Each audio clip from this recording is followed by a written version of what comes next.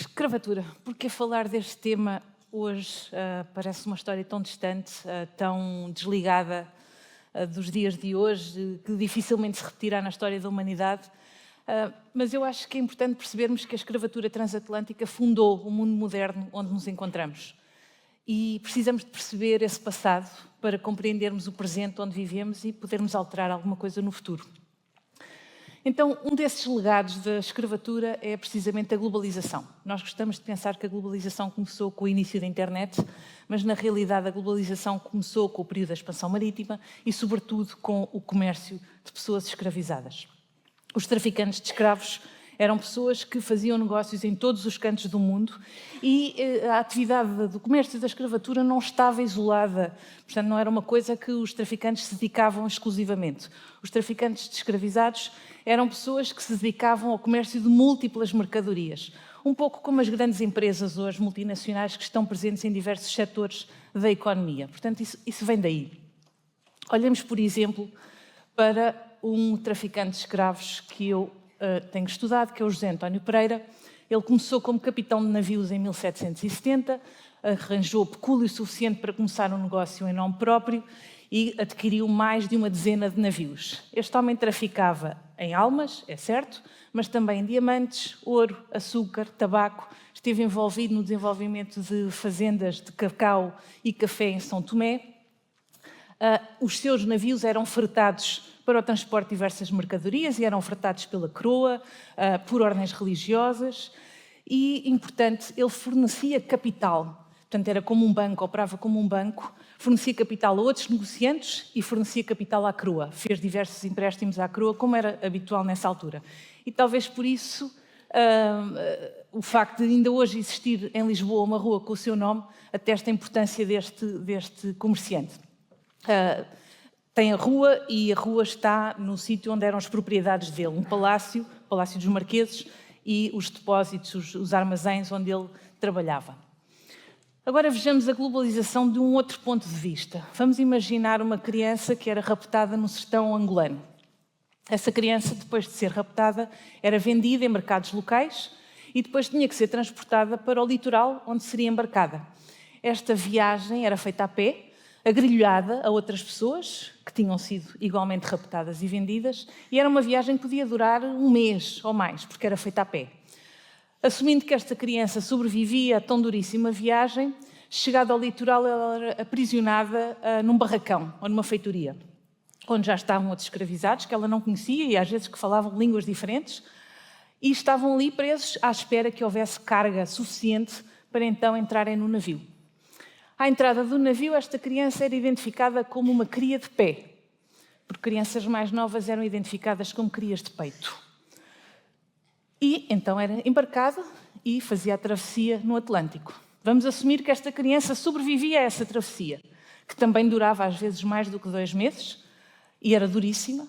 Posso-vos dizer que as taxas de mortalidade neste transporte transatlântico rodaram entre os 10% e os 30%. Vamos assumir que ela sobrevivia à chegada, vamos supor, ao Rio de Janeiro, era vendida novamente e provavelmente iria engrossar um contingente de mão de obra no engenho de açúcar. Supondo que esta criança era mantida a trabalhar no engenho de açúcar, posso-vos garantir que ela não viveria mais do que 5 anos. Os engenhos de açúcar eram verdadeiras máquinas de matar gente. Agora falemos desse açúcar, produzido por crianças e adultos como ela. Este açúcar era embarcado e trazido para Lisboa ou para outras capitais do norte da Europa, onde ia fazer os nossos doces conventuais e adoçar o café e o chá que nós bebíamos. Curiosamente, esse açúcar era um elemento fundamental na dieta dos operários da Revolução Industrial, uns anos mais tarde. Estes operários tinham dietas paupérrimas em nutrientes e, portanto, era o chá adoçado com doses generosas de açúcar que os mantinha com energia para trabalhar, fossem eles homens, mulheres ou crianças. Este açúcar é também um importante símbolo da dieta, também muito pobre, ultraprocessada e cheia de açúcar, das populações mais pobres, geralmente as populações afrodescendentes, ou no caso dos Estados Unidos, afro-americanas, como são chamados. A classe afro-americana é a que sofre de maiores problemas de obesidade, colesterol e diabetes, precisamente por causa da dieta rica em açúcar e ultraprocessado. Isto não são coincidências, isto é a história a decorrer. Deixem-me falarmos de um outro legado da escravatura, o mundo financeiro. Estes são apenas alguns exemplos de bancos que começaram o seu negócio e expandiram o seu negócio à conta da escravatura. Também temos casos portugueses. Temos as casas bancárias dos irmãos Pinto da Fonseca, aqui do Porto. Durante algum tempo se dedicaram à escravatura no Brasil, estavam sediados no Brasil, como aliás o Conde Ferreira, um conhecido escravocrata que passou muitos anos no Brasil e quando se reformou veio para Portugal. Estes irmãos fizeram o mesmo e quando vieram para Portugal abriram estas casas bancárias, primeiro no Porto, depois em Lisboa.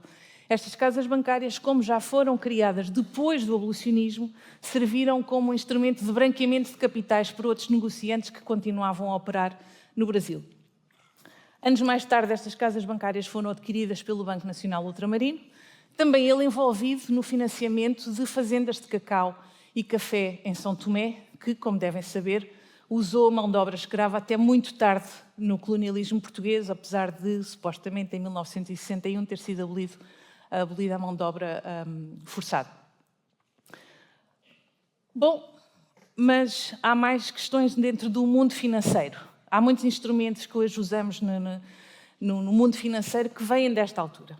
Por exemplo, para armar um barco, um navio, para ir transportar escravos, era preciso uma enorme quantidade de capital. Não havia negociante nenhum que estivesse disposto a financiar exclusivamente uma viagem. Não é que não tivessem recursos para isso, tinham-no, mas era muito arriscado. E então o que é que faziam? Procuravam outros investidores que estivessem interessados em pôr lá o seu dinheiro para fazer esta viagem. E quem é que investia? Toda a gente. A coroa, membros do clero, ordens religiosas, conventos, outros negociantes. Era, aliás, muito comum um navio representar vários comerciantes associados. Outros, o próprio capitão do navio e a tripulação. E também pessoas mais humildes, que pegavam nas suas poupanças e faziam aquele investimento. Se quiserem, é um bocadinho como os investimentos hoje em criptomoedas. Altamente especulativos, altamente arriscados, mas se aquilo correr bem, o retorno é bastante significativo. E aqui era o que se passava, sendo que estas operações podiam demorar 2 a 5 anos a serem completadas. Portanto, isto era um negócio que envolvia muitos setores da economia. Aquilo que eu gostava que vocês percebessem é que, quando olhamos para o comércio da escravatura, não podemos pensar que era uma coisa isolada do resto da sociedade. Mesmo pessoas que não estavam diretamente ligadas ao comércio beneficiavam dele. Podem pensar um pouco como analogia nas tecnologias de informação, nas tecnologias digitais. Todos nós usamos computadores hoje, mas não somos programadores, não sabemos fazer apps nem nada disso. Mas usamos. Aqui a escravatura era a mesma coisa. As pessoas não estavam diretamente ligadas com esse comércio, mas beneficiavam dele e havia uma série de atividades económicas que estavam inerentemente ligadas a isto. Bom, mas o principal legado que eu queria vos falar hoje, e aquilo que me traz aqui, é o racismo. Para que fosse possível escravizar mais de 12,6 milhões de pessoas, não bastou o lucro. Foi preciso naturalizar esta atividade e foi preciso, sobretudo, desumanizar o escravizado. E isso foi feito através da chamada ciência racial, que procurou hierarquizar as raças humanas, como se tal existisse, só existe uma raça humana, onde o africano ficaria na base dessa hierarquia. E hoje é-nos dito que era uma coisa que se fazia naquela altura, era um mal necessário, toda a gente fazia, não se criticava muito, os próprios africanos se conformaram ao seu destino. Isso não é verdade.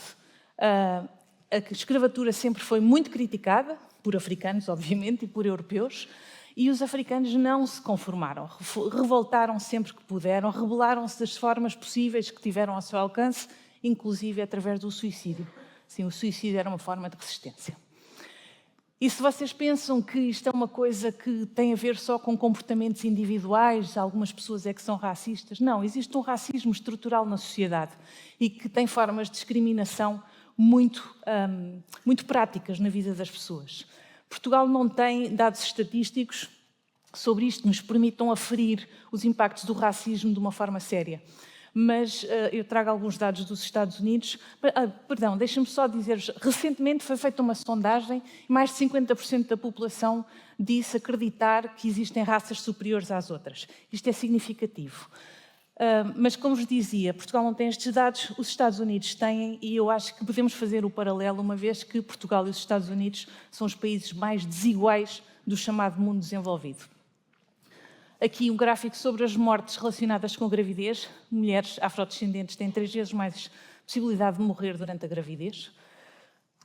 Aqui a taxa de pobreza entre os negros, os afro-americanos, é mais do dobro da dos brancos. Taxa de encarceramento. Embora os afrodescendentes, sejam apenas 10% da população norte-americana, representam 35% da população encarcerada. Isto não é uma coincidência, isto é um produto de racismo estrutural. E se vocês querem pensar que isto é só uma questão nos Estados Unidos e que em Portugal é diferente, eu pergunto-vos, quantos de vocês tiveram na universidade colegas afrodescendentes? Quantos de vocês são atendidos por médicos afrodescendentes quando vão ao hospital? Quantos de vocês já elegeram afrodescendentes para serem presidentes de Câmara, deputados ou até primeiro-ministro? Pensem nisso. A minha questão é esta, precisamente. Temos que conhecer este passado, temos que o reconhecer e perceber de que forma é que ele molda o mundo em que nós estamos, para podermos agir sobre ele e tentar eliminar estas formas de racismo que têm efeitos muito práticos na vida das pessoas. E era isto que vos deixava hoje. Obrigada.